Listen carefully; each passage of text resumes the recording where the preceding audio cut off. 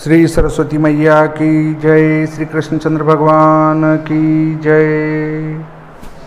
देखिए, आज हम चर्चा करने वाले हैं पितृ कार्य की। श्राद्ध, तर्पण, सूतक कितने दिनों का हो, पितृ और पूर्वज दोनों एक ही बात है। बहुत सारे व्यक्ति भेद करते हैं कि जो अविवाहित मरे हैं वो अलग होंगे, जो विवाहित जवान मरे हैं वो अलग होंगे, बहुत सारे कहते हैं वृद्ध मरे हैं वो अलग होंगे। तो ये सभी पितृ ही हैं। पितृ के दो, पूर्वज के दो, कुल देवता के दो, ये एक ही बात है। तो हम इसके ऊपर ही आज विस्तार से चर्चा करेंगे। आप पूरा वीडियो देखेंगे तो आपको पितरों से संबंधित सारी की सारी जानकारी प्राप्त हो जाएगी। तो देखिए, हम प्रारंभ करते हैं। पहला सूत्र कहता है, श्राद्ध के द्वारा प्रसन्न हुए पितृगण मनुष्यों को पुत्र, धन, विद्या, आयु, आरोग्य, लौकिक सुख, मोक्ष तथा स्वर्ग आदि प्रदान करते हैं। पद्म पुराण में ये कहा गया है, भक्त्या तुष्यन्ति पितरस्तुष्टा कामान्दिशन्ति ते पुत्रं पौत्रं धनं धान्यं कामान्यां मनसेच्छति भक्त्याचारधीतो दद्यान्नृणां पितः पितामहः। पद्म पुराण में कहा है, पितॄन् प्रीणाति यो भक्त्या ते पुनः प्रीणयन्ति तं यच्छन्ति पितरः पुष्टिं स्वर्गारोग्यं प्रजाफलम्। पद्म पुराण में कहा है, एवमायुर्धनं विद्यां स्वर्गमोक्ष सुखानि च प्रयच्छन्ति सूतं राज्यं नृणां तुष्टाः पितामहाः। याज्ञवल्क्य की स्मृति में कहा है, आयुः प्रज्ञां धनं विद्यां स्वर्गं मोक्षं सुखानि च प्रयच्छन्ति तथा राज्यं प्रीता नृणां पितामहाः। शंख स्मृति में कहा है, प्रजां पुष्टिं यशः स्वर्गम् आरोग्यं च धनं तथा नृणां श्राद्धे सदा प्रीता प्रयच्छन्ति पितामहाः। लब्ध्वाश्वलायन स्मृति में कहा है, आयु प्रजां धनं विद्यां स्वर्गं मोक्षं सुखानि च प्रयच्छन्तु तथा राज्यं प्रीता नृणां पितामहाः। ब्रह्म पुराण में कहा है, आयु प्रजां धनं विद्यां स्वर्गं मोक्षं सुखानि च प्रयच्छन्ति तथा राज्यं पितरः श्राद्ध तर्पिताः। देखिए, अब आप कहेंगे कि पितर कैसे स्वर्ग दे सकते हैं। तो आप पितर की पूजा करेंगे तो वो आपको धन और विद्या से युक्त करेंगे। जब आपके पास धन और विद्या होगी तो आप दान पुण्य करेंगे, और दान पुण्य करेंगे तो आपको मोक्ष की प्राप्ति स्वतः ही हो जाएगी। दूसरा सूत्र कहता है, श्राद्ध के योग्य समय हो या न हो, तीर्थ में पहुँचते ही मनुष्य को सर्वदा स्नान, तर्पण और श्राद्ध करना चाहिए। श्राद्ध के लिए समय हो न या हो कि यार अभी तो न तो हमारी अमावस्या है, न कोई श्राद्ध पक्ष है, न तो फिर हम कैसे यहाँ तर्पण आदि करें। तो जब भी आप तीर्थ क्षेत्र में जाएं तो स्नान और तर्पण और श्राद्ध ये कर ही लेना चाहिए। तो दूसरा सूत्र पद्म पुराण में कहा है, अकाले अप्यथ काले वा तीर्थे श्राद्धं सदा नरेह प्राप्तेरेव सदा स्नानं कर्तव्यं पितृतर्पणं पिंडदानं च कर्तव्यं पितॄणां चाति वल्लभम। तीसरा सूत्र है, शुक्ल पक्ष की अपेक्षा कृष्ण पक्ष और पूर्वाह्न की अपेक्षा अपराह्न श्राद्ध के लिए श्रेष्ठ माना जाता है। मनुस्मृति और महाभारत के अनुशासन पर्व में कहा है, यथा चेवापरः पक्ष पूर्व पक्षाद् विशिष्यते तथा श्राद्धस्य पूर्वाह्नादपराह्नो विशिष्यते। मार्कंडेय पुराण में कहा गया है, यथैव शुक्ल पक्षाद्वे पितॄणामसितः प्रियः तथा प्राणः पूर्वाह्नात् पितॄणामतिरिच्यते। अब हमारा चौथा सूत्र आता है, सायंकाल में श्राद्ध नहीं करना चाहिए। सायंकाल का समय राक्षसी वेला नाम से प्रसिद्ध है, जो सभी कार्यों में निंदित हैं। मत्स्य पुराण और स्कंद पुराण में कहा गया है, सायान्न स्त्री मुहूर्त स्याच्छुद्राद्धम तत्र न कार्येत राक्षसी नाम सा वेला गर्हिता सर्वकर्मसु। देखिए, सायंकाल में श्राद्ध नहीं करना चाहिए, परंतु जहाँ गंगा माता का किनारा है वहाँ पर दीवा और रात्रि संध्या नहीं देखा जाता है। वहाँ जहाँ स्वयं माता भगवती विराजमान हैं उनके पास ये वेलाएं काम नहीं करती, पर अन्य स्थानों पर इनको अवश्य देखना चाहिए। रात्रि में श्राद्ध नहीं करना चाहिए, उसे राक्षसी कहा गया है। दोनों संध्याओं में तथा पूर्वाह्न काल में भी श्राद्ध नहीं करना चाहिए। ये 5वां सूत्र जो है मनुस्मृति में कहा है, रात्रो श्राद्धम न कुर्वित राक्षसी कीर्तिता ही सा संध्ययोरुभयोश्चैव सूर्ये चेवाचिरोदिते। आपस्तंभ धर्म सूत्र में कहा है, न च नक्तम श्राद्धम कुर्वीत। 6ठा सूत्र है, चतुर्दशी को श्राद्ध करने से कुप्रजा निंदित संतान पैदा होती हैं, परंतु जिसके पितर युद्ध में शस्त्र से मारे गए हों वे चतुर्दशी को श्राद्ध करने से प्रसन्न होते हैं। 14 को श्राद्ध नहीं करना चाहिए, परंतु जो लड़ाई झगड़े में मरे हों उनके लिए चतुर्दशी में श्राद्ध करने का दोष नहीं है। दूसरी बात है, पहला सूत्र जो हमारा कहा गया था कि जब भी हम तीर्थ यात्रा जाएं तब वहाँ स्नान करके वो श्राद्ध तर्पण करना चाहिए। तो जब यात्रा में हैं तो वहाँ ये सूत्र लागू नहीं होगा। 6ठा सूत्र कहा गया है कूर्म पुराण में, चतुर्दश्याम तु कुप्रजाः। कूर्म पुराण में कहा है, तस्मात् श्राद्धं न कर्तव्यम चतुर्दश्याम द्विजातिभ्यः शस्त्रेण तु हता नाम वे तत्र श्राद्धं प्रकल्पयेत। याज्ञवल्क्य स्मृति में कहा है, प्रतिपत् प्रभृति श्वेतान् वर्जयित्वा चतुर्दशीं शस्त्रेण तु हता ये वे तेभ्यस्तत्र प्रदीयते। ब्रह्मोक्त याज्ञवल्क्य संहिता में कहा है, प्रतिपत् प्रभृति श्वेतद्वर्जयित्वा चतुर्दशीं शस्त्रेण तु हता ये वे तेषां श्राद्धं प्रदीयते। 7वां सूत्र है, चतुर्दशी को श्राद्ध नहीं करना चाहिए। जो चतुर्दशी को श्राद्ध करता है उसके घर में नवयुवकों की मृत्यु होती है तथा श्राद्ध करने वाला स्वयं भी युद्ध का भागी होता है। जिनकी मृत्यु शस्त्र से न होकर स्वाभाविक हुई चतुर्दशी को हुई हो उनका श्राद्ध दूसरे दिन अमावस्या को करना चाहिए। जैसे आपके परिवार में किसी की मृत्यु चतुर्दशी को सामान्य हुई हो तो उसका श्राद्ध चतुर्दशी को न करते हुए अमावस्या को करना चाहिए, क्योंकि वह सर्वपितृ अमावस्या है, वहाँ सभी पितरों का श्राद्ध कर सकते हैं। ब्रह्मोक्त याज्ञवल्क्य संहिता में कहा है, पितृपक्षे चतुर्दश्याम यह श्राद्धम कुरुते नरः संततिस्तु हनिष्यन्ति विनाशस्त्र हते मृते श्राद्धम दानम चतुर्दश्याम विनाशस्त्र निपातने ज्येष्ठपुत्रो विनश्यति पितॄणां वा अधोगतिः। महाभारत के अनुशासन पर्व में कहा है, अवश्यम तु युवानो अस्य प्रमीयन्ते नरागृहे युद्धभागी भवेन्मर्त्यः कुर्वच्छ्राद्धं चतुर्दशीम्। 8वां सूत्र कहता है, दिन के 8वें भाग मुहूर्त में जब सूर्य का ताप घटने लगता है उस समय का नाम कुतप है। उसमें पितरों के लिए दिया हुआ दान अक्षय हो जाता है। दिन का जो 8वां भाग होता है उस 8वें भाग की वेला को कुतप काल कहते हैं। उस समय में दिया हुआ दान अक्षय होता है, अर्थात उस दान का कभी क्षरण नहीं होता है, वो नष्ट नहीं होता, वो निरंतर उसका पुण्य प्राप्त होता रहता है। अब इस समय को कैसे निकालें, तो आप ऐसा करेंगे कि दिनमान में आप भाग लगाएंगे 8 का भाग लगाने के बाद में आप जो भागफल आता है भागफल में आप गुणा कर देंगे 7 का गुणा करके इसको जोड़ देंगे सूर्योदय में, सूर्योदय प्लस गुणनफल में जोड़ देंगे, ये वाला गुणनफल सूर्योदय में जोड़ेंगे तो यहाँ जो प्राप्त होगा वो आपका कुतप काल प्रारंभ का समय होगा। अब इसमें वापस ये जो भागफल था वो भागफल जोड़ देंगे तो कुतुब काल का समाप्ति काल प्राप्त हो जाएगा। यहाँ से कुतुब काल प्रारंभ और यहाँ पर कुतुब काल समाप्त हो जाएगा। ये दोनों जोड़ेंगे तो कुतुब काल प्रारंभ हो जाएगा।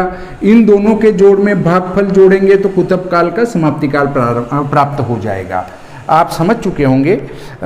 ये जो 8वां सूत्र कहा गया है वो वशिष्ठ स्मृति में कहा है, दिवसस्याष्टमे भागे मंदी भवति भास्करः स यः कालः कुतुभोगेय पितॄणां दत्तमक्षयम्। दूसरा महाभारत में कहा है, दिवसस्याष्टमे भागे मंदी भवति भास्करे स कालः कुतुभोनां पितॄणां दत्तमक्षयम्। प्रजापति स्मृति में कहा गया है, मुहूर्तस्तत्र विज्ञेया दश पंच च सर्वदा तत्राष्टमो मुहूर्तो यः स कालः कुतवः स्मृतः। ऐसा ही मत्स्य पुराण में भी कहा है, उसमें थोड़ा और कहा है, अन्नो मुहूर्ता विख्याता दश पंच स्मृतः। फिर पद्म पुराण के षष्ठी खंड में कहा है, अन्नो मुहूर्ता विख्याता, और वही ऊपर वाली बात स्मृतः मध्याह्नात् सर्वदा यस्यान्मान्दी भवति भास्कर। 9वां सूत्र है, कुतप खड्गपात्र कंबल चांदी कुश तिल गो दोहित्र, ये 8 कुतप नाम से प्रसिद्ध हैं। ये 8 कुतप नाम से प्रसिद्ध हैं, अर्थात कुतुब मुहूर्त होना चाहिए, खड्गपात्र हो, कंबल हो, चांदी हो, कुशा हो, तिल हो, गो यानी गाय और दोहित्र, ये 8 कुतप के नाम से प्रसिद्ध हैं। ये 9वां सूत्र पद्म पुराण में कहा है, तस्मादनंत फलदस्तत्रारंभो विशिष्यते खड्गपात्रं च कुतपस्तथा नेपालकम्बलः रुक्मं दर्भास्तिला गावो दोहित्रश्चाष्टमः स्मृतः। मत्स्य पुराण में कहा है, मध्याह्न खड्गपात्रं च तथा नेपालकम्बलः रूप्यं दर्भास्तिला गावो दोहित्रश्चाष्टमः स्मृतः।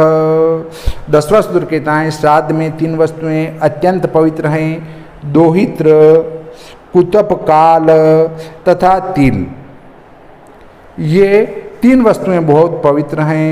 श्राद्ध में 3 वस्तुएं अत्यंत प्रशंसनीय हैं। बाहर भीतर की शुद्धि, बाहर की मतलब स्नान करना, भीतर की शुद्धि मन पवित्र होना, क्रोध न करना और जल्दबाजी न करना, ये 3 श्राद्ध में प्रशंसनीय है। आपने पंडित जी को श्राद्ध में भोजन करने बुलाया और घर का कोई जो पढ़ा लिखा बच्चा है वो कह रहा है कि इनको खिलाने से क्या होगा, तो ऐसी स्थिति में तो ब्रह्म भोज कराना ही व्यर्थ है। जहाँ आपकी श्रद्धा नहीं है तो भोजन बिल्कुल भी न कराएं। अगर आपका बच्चा कहता है कि नहीं गरीबों को खिला दो, इनको खिलाने से अच्छा, तो आप गरीबों को ही खिलाएं। जहाँ आप प्रसन्न हैं उनको खिलाएं। क्योंकि आजकल एक ये पढ़े लिखों का कुछ पढ़े लिखों का एक विशेष जिसको कह सकते हैं कि मत चल रहा है कि ब्राह्मणों को खिलाने से क्या होता है, और ब्राह्मणों के विरुद्ध में प्रचार भी चल रहा है। तो देखिए, राख में आप हवन कर रहे हैं तो उससे कोई फायदा नहीं होना है, क्योंकि आपके द्वारा दिया जाने वाला दान पुण्य पचाने वाला भी होना चाहिए। तो उसके पाचन होने से ही आपको फल की प्राप्ति होगी।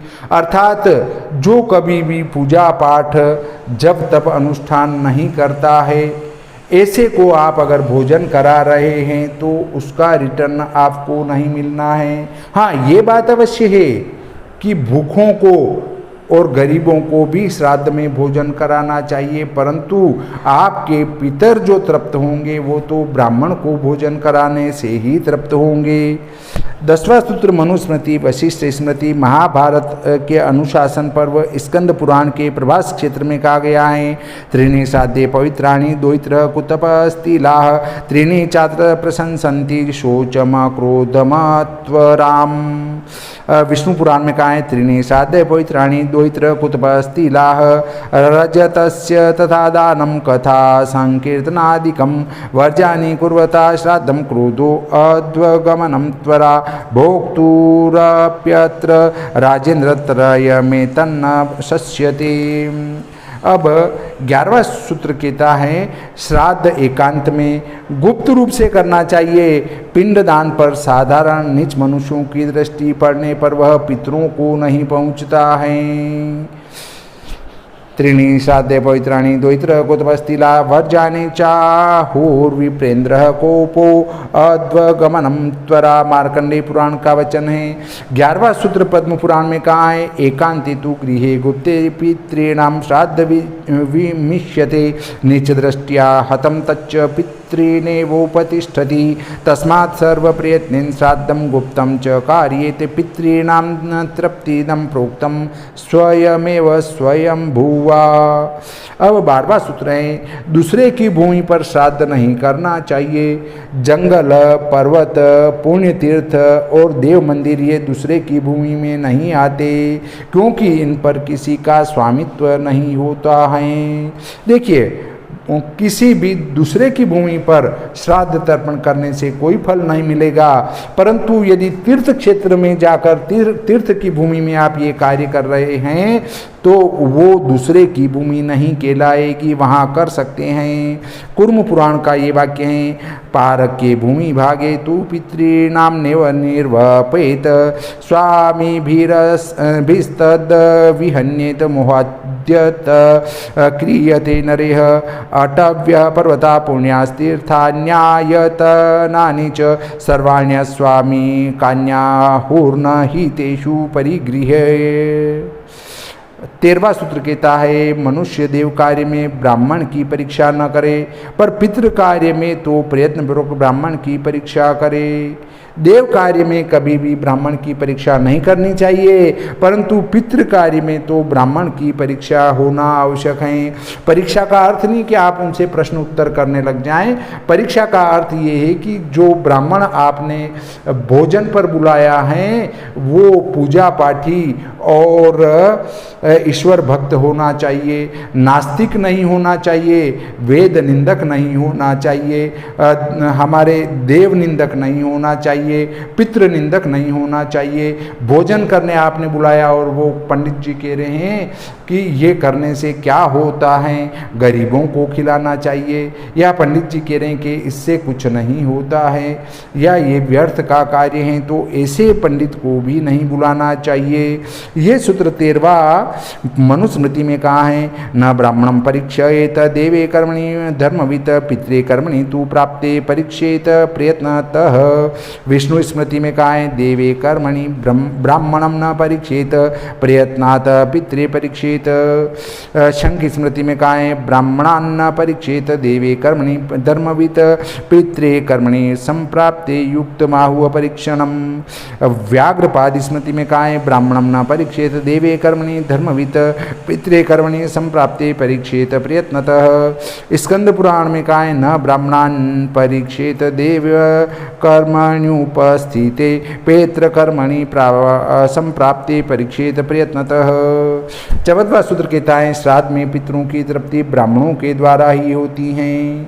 श्राद्ध में जो है पितरों की तृप्ति ब्राह्मणों के द्वारा ही होती है। वो मैं आपको पहले ही बता चुका हूँ कि आप अगर श्रद्धा रखते हैं कि साहब गरीबों को भोजन कराऊं, तो मैं कह रहा हूं कि एक बड़ी सिटी में बड़े शहर में जितने भी गरीब हैं उन सबको भोजन करा दो, पर उनके साथ कम से कम एक ब्राह्मण को भोजन अवश्य कराओ, क्योंकि आपके पितृ तृप्त होंगे ब्राह्मण के द्वारा ही। ये ब्राह्मण भोजन करता है तो वे वायु रूप में उस ब्राह्मण में समाहित होकर वे स्वयं उसको प्राप्त करते हैं। ये 14वां सूत्र का है स्कंद पुराण में श्राद्धार्हान् ब्राह्मणास्तेन सृजिता पद्मयोनिना। श्राद्ध के अवसर पर 15वां सूत्र है श्राद्ध के अवसर पर ब्राह्मण को निमंत्रित करना आवश्यक है। जो बिना ब्राह्मण के श्राद्ध करता है उसके घर पितर भोजन नहीं करते तथा श्राप देकर लौट जाते हैं। ब्राह्मणहीन श्राद्ध करने से मनुष्य महापापी होता है। देखिए, ब्राह्मणहीन श्राद्ध कभी भी नहीं करना चाहिए। श्राद्ध में ब्राह्मण होना बहुत आवश्यक है। यदि आप ब्राह्मण के बिना ही श्राद्ध कर रहे हैं, अर्थात भोजन पर आपने ब्राह्मण को नहीं बुलाया और आपने किसी दूसरे को भोजन पर बुलाया है, तो आपके पितर जो है बिना भोजन करे ही श्राप देकर लौट जाएंगे। पद्म पुराण में कहा गया है, तस्माद् विप्रा अप्रकर्तव्यो दाने श्राद्धे च पर्वसु आदो परीक्षयेद् विप्रम श्राद्धे दाने प्रकार्येत नाश्नन्ति तस्य वेगे पितरो विप्रवर्जिताः शापं दत्त्वा ततो यान्ति श्राद्धाद्विप्रम विवर्जितात् महापापी भवेत् सोऽपि ब्रह्मा च स च कथ्यते। देखिए, बात आती है हमारी कि हम ब्राह्मण को भोजन करने क्यों बुलाएं। ब्राह्मण के बिना भी श्राद्ध हो सकता है, परंतु ब्राह्मण श्राद्ध में आवश्यक माना गया है। ब्राह्मण की अनुपस्थिति में अगर आप पूरे नगर को भोज करा देते हैं तो भी गलत है। अब आप कहेंगे ये तो ब्राह्मणों ने अपने लिए लिख लिया। तो देखिए, ये जो पद्म पुराण हैं, हमारे 18 पुराण हैं, वो 18 पुराण वेद व्यास जी ने लिखे हैं। और वेद व्यास जी ब्राह्मण नहीं थे, वो जो नाव चलाते हैं मल्लाहा उस महिला से उत्पन्न थे और एक संत, उन दोनों के ये संतान थी। तो वो ब्राह्मण के द्वारा लिखा गया नहीं है। 18 ही पुराण गैर ब्राह्मण के द्वारा लिखा गया है।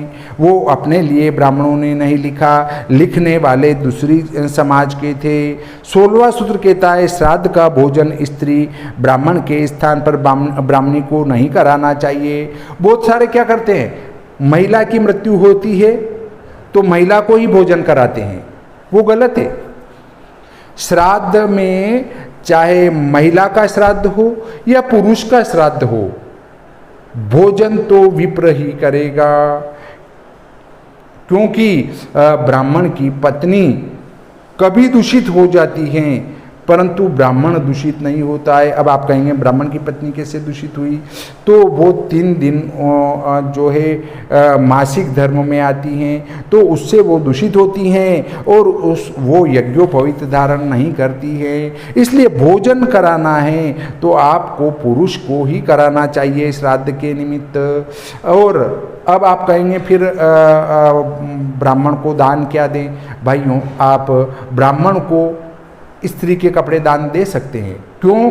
क्योंकि वो घर ले जाकर स्वयं नहीं पहनेगा, अपनी पत्नी को ही धारण कराएगा।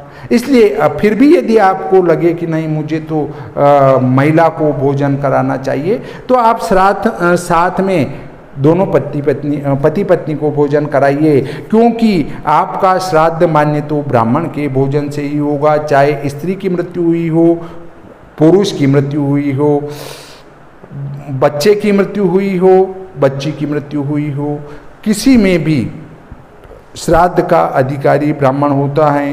बृहत पाराशर स्मृति में यह कहा गया है, न भोजेत स्त्रियं श्राद्धेत यद्यपि व्रतचारिणीं पात्रं तस्य समर्प्य स्यादिति धर्मविद ब्रवीत। 17वां सूत्र कहता है, यदि श्राद्ध भोजन करने वाले 1000 ब्राह्मणों के सम्मुख एक भी योगी हों तो वह यजमान के सहित उन सबका उद्धार कर देता है। अगर 1000 ब्राह्मण भी भोजन कर रहे हैं और उसमें एक योगी जो अगर आपको प्राप्त हो जाए तो वो सभी का उद्धार कर देता है। अब आप कहेंगे योगी जाति से होना चाहिए। योगी जाति से नहीं, जिसने घर बार सब कुछ छोड़ दिया है, जिसका अपना पराया कोई नहीं है, संत बन गए हैं, ऐसे व्यक्ति को अगर आप भोजन कराते हैं तो वो ब्राह्मणों के बराबर हैं। तो देखिए, योगी जाति से नहीं होना चाहिए कि साहब ये योगी जी हैं, तो वो योगी जी नहीं है। योगी जी जो है घर बार छोड़ चुके हों, उनका अपना पराया कोई ना हो। तो ये 17वां सूत्र विष्णु पुराण में कहा है, सहस्रस्यापि विप्राणाम योगी चेत पुरतः स्थितः सर्वान् भोक्तुं स्तारयति यजमानं तथा नृप। मार्कंडेय पुराण में कहा है, ब्राह्मणानां सहस्रेभ्यो योगी त्वप्राशनो यदि यजमानं च भोक्तुंश्च नोरिवाम्बसि तारयेत। ब्रह्म पुराण में कहा है, ब्राह्मणानां सहस्राणि एको योगी भवेद्यदि यजमानं च भोक्तुंश्च नोरिवाम्बसि तारयेत। 18वां सूत्र कहता है, जिस श्राद्ध में 10 लाख बिना पड़े हुए ब्राह्मण भोजन करते हैं, वहाँ यदि वेदों का ज्ञाता एक ही ब्राह्मण भोजन करके संतुष्ट हो जाए तो उन 10 लाख ब्राह्मणों के बराबर फल को देता है। बिना पढ़े लिखे जो पूजा पाठ आदि का कार्य नहीं करते ही नहीं हैं, ऐसे 10 लाख ब्राह्मण भोजन करे, उसकी जगह अगर एक वेद पाठी ज्ञानी ब्राह्मण भोजन करके वो संतुष्ट हो जाए तो वो ही काफ़ी हैं। 1 लाख और 10 लाख ब्राह्मणों के बराबर एक वेद पाठी होता है, 10 लाख ब्राह्मणों के बराबर। ये मनुस्मृति में कहा है, सहस्रम ही सहस्राणाम नृचाम यत्र भुंजते एक स्थान मंत्र विपरीतः सर्वान् हरति धर्मतः। 19वां सूत्र कहता है, देव कार्य में 2 और पितृ कार्य में 3 अथवा दोनों में एक ब्राह्मण को भोजन कराना चाहिए। अत्यंत धनी होने पर भी श्राद्ध कर्म में अधिक विस्तार नहीं करना चाहिए। ये मनुस्मृति बोधायन स्मृति में कहा है, 2 देवे पितृकार्ये त्रेनेक भूमुभयत्र वा भोज्येत्सु समृद्धो अपि न प्रसज्जेत विस्तरे। श्रीमद्भागवत में भी कहा है, 2 देवे श्राद्धे कुर्यान्न विस्तरम।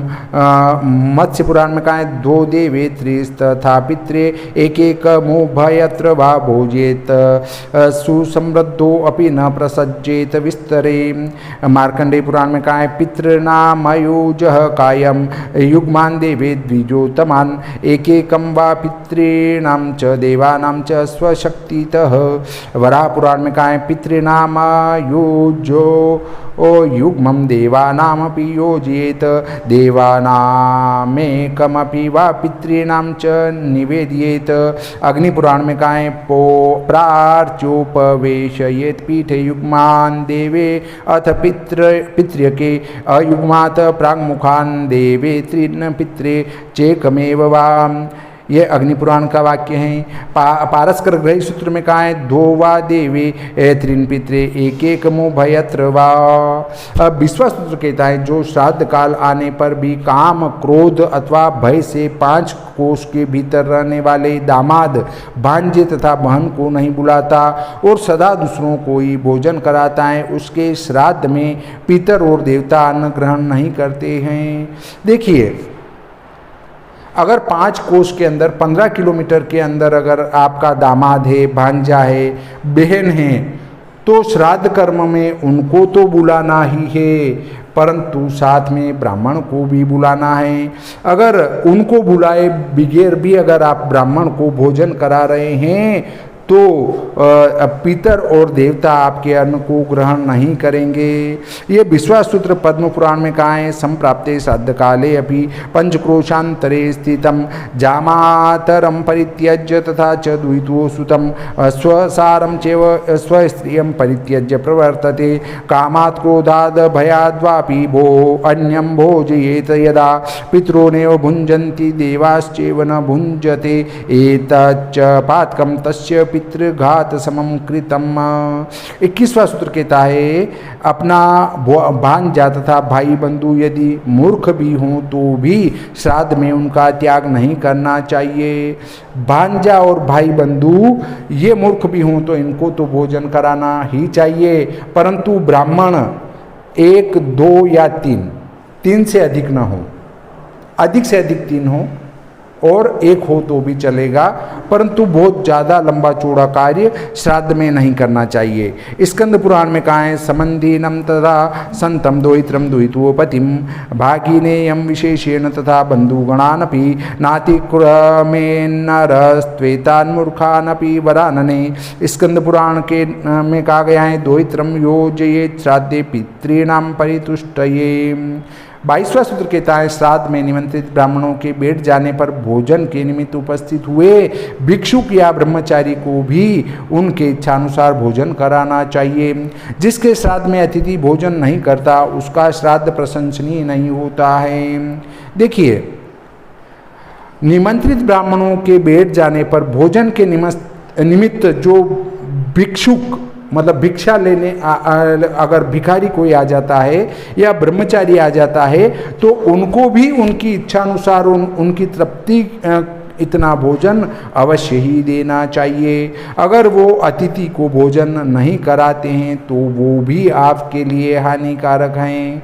ये 22वां सूत्र कुर्म पुराण में कहा है, भिक्षुको ब्रह्मचारी व भोजनार्थम उपस्थितः उपविष्टेषु यः श्राद्धे कामं तमपि भोजयेत् अतिथिर्यस्य नाश्नाति न तच्छ्राद्धं प्रशस्यते तस्मात् प्रयत्नात् श्राद्धेषु पूज्या ह्यतिथयो द्विजेह। 23वां सूत्र कहता है, श्राद्ध काल में आए हुए अतिथि का अवश्य सत्कार करें। श्राद्ध काल में जो भी अतिथि आ जाए ब्राह्मण के अलावा भी तो उनका भी सत्कार करें। उस समय अतिथि का सत्कार न करने से वह श्राद्ध कर्म के संपूर्ण फल को नष्ट कर देता है। यदि आपके घर कोई अतिथि आ जाता है तो उनका सत्कार होना भी ब्राह्मण की तरह आवश्यक है, अन्यथा वो आपके संपूर्ण श्राद्ध फल को नष्ट कर देता है। ये विष्णु पुराण में कहा है और वराह पुराण में भी कहा है, तस्मादभ्यर्चयेत् प्राप्ताम श्राद्ध काले अतिथिम बुधः श्राद्ध क्रिया फलम हंति ने नरेंद्रा पूजितो अतिथि द्विजेंद्रा पूजितो अतिथि। 24वां सूत्र है, जिसके श्राद्ध में भोजन में मित्रों की प्रधानता रहती है उस श्राद्ध व भविष्य से पितर व देवता तृप्त नहीं होते हैं। जो श्राद्ध में भोजन देकर उससे मित्रता का संबंध जोड़ता है अर्थात श्राद्ध को मित्रता का साधन बनाता है वह स्वर्ग लोक से भ्रष्ट हो जाता है। इसलिए श्राद्ध में मित्र को निमंत्रण नहीं देना चाहिए। मित्रों को संतुष्ट करने के लिए धन देना उचित है। श्राद्ध में भोजन तो उसे ही कराना चाहिए जो शत्रु या मित्र न होकर मध्यस्थ हो। देखिए, श्राद्ध कर रहे हैं आप और अपने मित्रों को इकट्ठा कर लिया तो वो श्राद्ध नहीं कहलाएगा, उसको पितर प्राप्त नहीं करेंगे। और श्राद्ध में भोजन देकर भी मित्रता नहीं जोड़नी चाहिए। श्राद्ध का भोजन तो वही करेगा जो न तो शत्रु है न मित्र हैं और वो विप्र हैं। जो न किसी का शत्रु होता है न किसी का मित्र होता है वो तो सभी का बंधु होता है। इसलिए आप मित्रों को भोजन न कराएं। मित्रों को तो आप देना चाहें तो धन दे दें, और अगर आपको मित्रों को भोजन कराना ही है तो श्राद्ध के अतिरिक्त करा दें कि भाई आज श्राद्ध है तो श्राद्ध पूर्ण होने के बाद आप एक दिन मित्रों के लिए भोज अलग से रख लें। ये कहा गया है मनुस्मृति, कुर्म पुराण, महाभारत के अनुशासन पर्व और गौतम धर्मसूत्र में कहा गया है, न श्राद्धे भोजयेन मित्रम धनेह कार्यो अस्य संग्रह नारीं न मित्रम यं विद्यात् तं श्राद्धे भोजयेद् द्विजं न श्राद्धे पेशाची दक्षिणा साहि नेवा मूत्र फलप्रदा यस्य मित्र प्रदानानि श्राद्धानि च हविषीं च न प्रीणन्ति पितॄन् देवान् स्वर्गं च न स गच्छति यश्च श्राद्धे कृते संगतानि न देवयानेन पथा स याति स वे मुक्तः पिप्पलम बंधनाद वा स्वर्गालोकाच्यवते श्राद्ध मित्र तस्मान् मित्रं श्राद्ध कृन्नाद्रियेत दद्यान् मित्रेभ्यः संग्रहार्थं धनानि यन्मान्यते नेव शत्रुं न मित्रं तं मध्यस्थं भोज्येद्धव्यकव्ये न च तेन मित्र कर्म कुर्यात्। देखिए 25वां सूत्र कहता है हमारा कि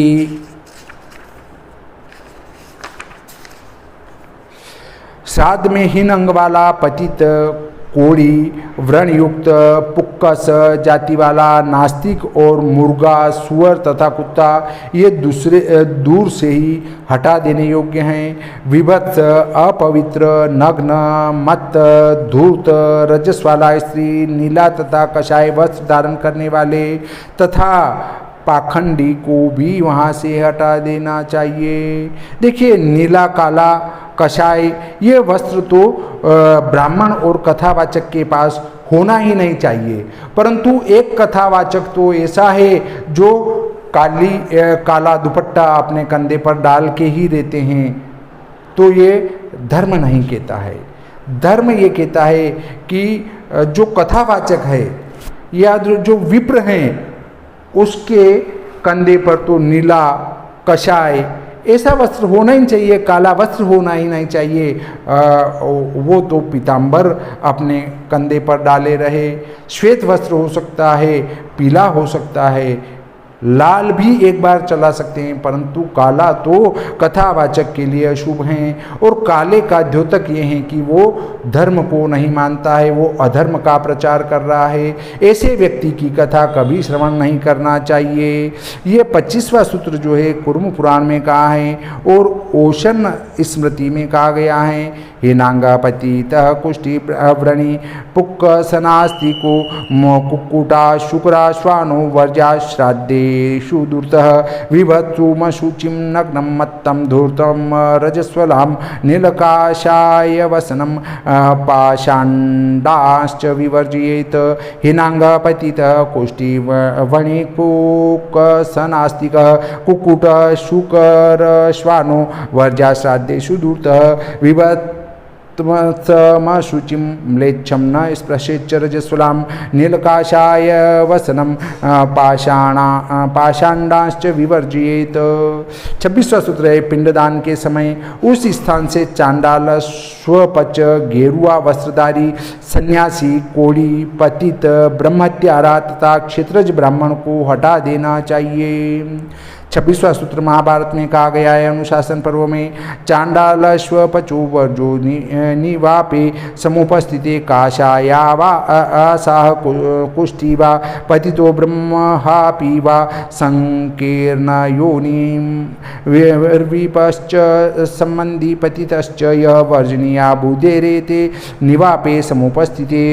कुंड अथवा गोलक तथा वृषलीपति जार कर्मरत ब्राह्मण को संकीर्ण योनि विप्र कहा जाता है।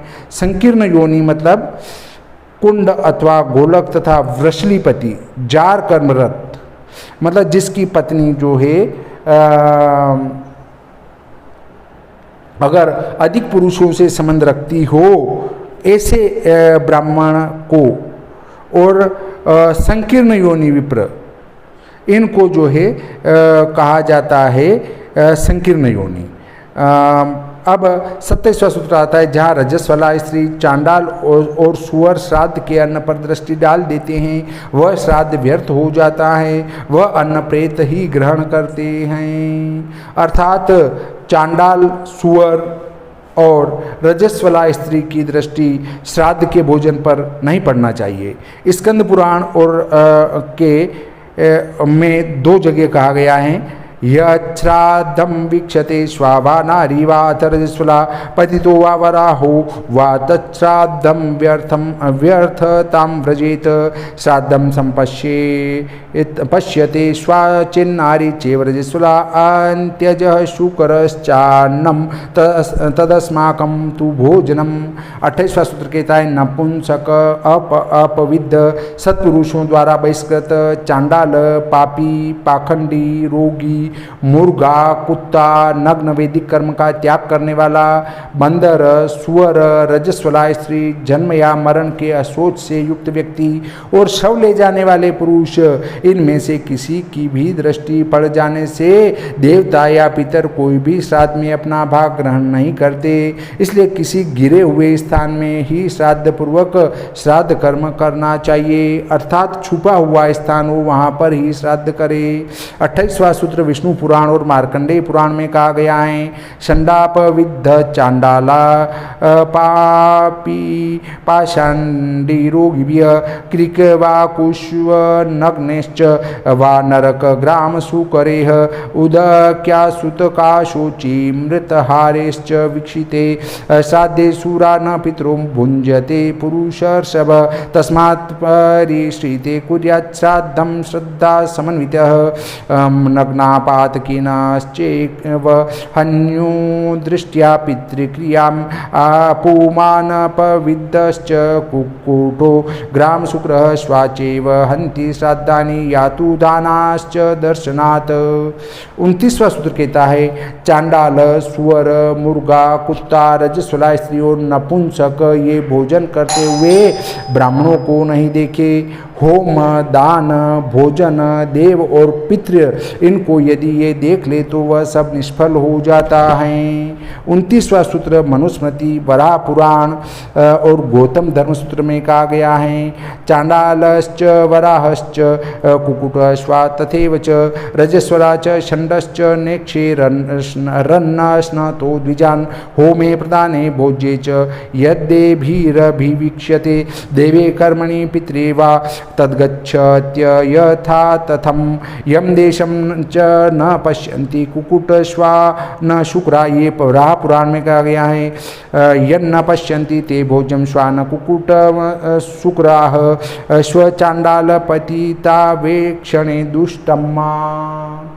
अब देखिए तीसरा सूत्र क्या कहता है। 30वां सूत्र जो है उसमें लिखा है एक खुर वालों का ऊँटनी का भेड़ का मृगी का तथा भैंस का दूध श्राद्ध में काम में नहीं लेना चाहिए। एक खूर जिसके बीच में गैप नहीं हो। देखिए खूर आप देखेंगे गाय के 2 खूर है, एक इधर है और एक इधर है, बीच में गैप रहती है, उसको 2 खूर वाले कहते हैं। और जिनका घोड़े का देखेंगे पूरा एक ही खूर है, तो जिनका खूर एक है उनका दूध श्राद्ध में कभी काम में नहीं लेना चाहिए। तो चमरी गाय का तथा हाल की ब्याई हुई गो के 10 दिनों के भीतर का दूध भी श्राद्ध में वर्जित हैं। श्राद्ध के निमित्त मांग कर लाया हुआ दूध भी श्राद्ध में निषिद्ध हैं। श्राद्ध में जो है मांग कर लाया हुआ दूध भी निषिद्ध है। चमरी गाय का दूध निषिद्ध क्यों है? क्योंकि चमरी गाय वहाँ बद्री क्षेत्र में थी और बद्री नारायण ने छुपने के लिए, उनकी पूंछ बहुत बड़ी होती है चमरी गाय की, तो उसमें छुपने के लिए जो है उनने अपना स्थान मांगा था। और चमरी गाय की पूंछ में भगवान नारायण छिपे थे, इसलिए जो है चमरी गाय का दूध भी उपयोग में नहीं लेना चाहिए। ये विष्णु पुराण में कहा है। क्षीरमेक शफानाम यदोष्टमाविकमेव च मार्गम च माहिषम चैव वर्जेत श्राद्ध कर्मणि। अब दूसरा आया है मार्कंडेय पुराण में मार्गवामाविकमोष्टम च सर्वमेक शफम च यत माहिषम चाम्रम चैव धेन्वा गोश्चाप्य निर्दशम पितृर्थम मे प्रयच्छ स्वेत्युक्त्वा वयच्चाप्युपारतम वर्जनीयम सदा असद्भिस्तत्पयः श्राद्ध कर्मणि। ब्रह्म पुराण में कहा है माहिषम चाम्रम मार्गमाविकेक शफोद्भवम स्त्रेण मोष्टमाविकम च दधि क्षीरम घृतम त्यजेत। 31वां सूत्र ब्रह्मा जी ने पशुओं की सृष्टि करते समय सबसे पहले गोओं की रचना की है, अर्थात गौ माता को बनाया है। अतः श्राद्ध में उन्हीं का दूध दही और घी काम में लेना चाहिए। गौ माता का दूध दही घी ही श्राद्ध में प्रयुक्त करना चाहिए। ये स्कंद पुराण के नागर खंड में कहा गया है। पशून् विसृजता तेन पूर्वं गावो विनिर्मिता तेन तासां पयशस्तं श्राद्धे सर्पैर्विशेषतः। 32वां सूत्र कहता है जो धान तिल गेहूँ मूंग सांवा सरसों का तेल तिन्नी का चावल, कंगनी आदि से पितरों को तृप्त करना चाहिए। आम, अमड़ा, बेल, अनार, बिजोरा, पुराना आंवला, खीर, नारियल, फालसा, नारंगी, खजूर, अंगूर, नीलकेत, परवल, चिरौंजी, बेर, जंगली बेर और इंद्र जो इनको श्राद्ध में यत्न पूर्वक लेना चाहिए। बिजोरा कहते हैं नींबू को। 32वां सूत्र आया ब्रह्म पुराण में, यवेर्विहिति लेर्माशेर गोधूमेश्चण केस्तथा संतर्पयेत् पितॄन्मोदगेह श्यामाकेह सर्षपद्रवेह आम्रमाम्रातकं बिल्वं दाडिमं बीजपूर्वकं प्राचीनामल्लकं क्षीरं नारिकेलं पुरुषकं नारंगं च सखर्जूरं द्राक्षानीलकपित थकम पटोलम च प्रियालम च कर्कंदुबद्राणि च विकंकतं वत्सकं च कस्त्वारुर्वार्कानपि एतानि फलजातानि श्राद्धे देयानि यत्नतः। 33वां सूत्र कहता है जो कांगनी, मूंग, गेहूं, धान, तिल, मटर, कचनार और सरसों इनका श्राद्ध में होना अच्छा माना गया है। ये विष्णु पुराण में कहा गया है। यवा प्रियंगवो मुद्गा गोधुमा व्रीहयस्तिला निष्पावाह को विदाराश्च सर्षपाश्चात्र शोभनाः। मार्कंडेय पुराण में कहा है यवव्रीहि स गोधूमतिला मुद्गाः स सर्षपाः प्रियंगवः को विदारा निष्पावाश्चाति शोभनाः। इस प्रकार जो है हमारे 33 सूत्र हो चुके हैं। कुल 65 सूत्र हैं और 65 सूत्र पर चर्चा करेंगे तो 1.5 घंटे से अधिक का वीडियो बन जाएगा, जो कि बहुत ही लंबा पड़ेगा। इसलिए आज हम इसको यहीं पर विराम देते हैं और बाकी बचे हुए जो सूत्र हैं हमारे 32, उन 32 सूत्रों की चर्चा हम फिर अगले वीडियो में करेंगे। ये वीडियो आपके लिए बहुत ही उपयोगी सिद्ध होगा। पितृ देवता के कार्य को लेकर, पितृ, पूर्वज, कुल देव इनको लेकर आपके लिए बहुत लाभकारी सिद्ध होगा। इसलिए अगले भाग को भी देखना आप न भूलें। इस प्रकार आज का प्रकरण यहीं पर समाप्त करते हैं। श्री सरस्वती मैया की जय, श्री कृष्णचंद्र भगवान की जय।